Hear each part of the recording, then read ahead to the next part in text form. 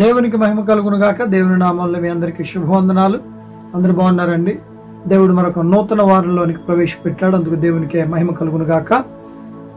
ఈ వారంలో మనకి బుధవారం పగల నుండి శుక్రవారం రాత్రి వరకు ఉపవాస ప్రార్థనలు. అందరూ ప్రార్థించాలని ప్రేమతో కోరుతున్నాను. ప్రార్థించడంతో పాటు అందుబాటులో ఉన్న అందరూ కూడా పాల్గొనండి. లైవ్ లో వాక్యం వినండి, దైవ దీవెనలు పొందండి.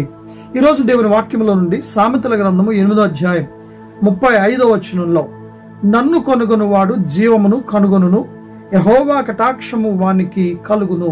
ప్రియులారా, జ్ఞానము అనగా దేవుడు మనతో మాట్లాడుతున్నాడు. నన్ను కనుగొనువాడు ఏం కనుగొంటాడు చెప్పండి? జీవమును కనుగొనును, జీవమును కనుగొనును. నిజమే, ఈ రోజున దేవుని ఎవరైతే చూస్తారో, జ్ఞానాన్ని ఎవరైతే చూస్తారో వారు జీవమును చూచే అవకాశాన్ని దేవుడు ఇస్తున్నాడు.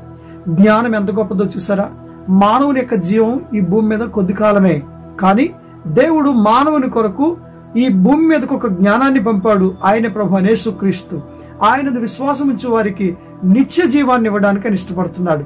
నిత్య జీవమునకు మీరు, మీ కుటుంబం, మనందరం వారసులు ఉన్నట్లుగా యేసయ్య అనే జ్ఞానాన్ని వెతుకుదాం, నిత్య జీవాన్ని పొందుకుందాం. దేవుడు మనందరిని ఆశీర్వదించును గాక. ఆమేన్.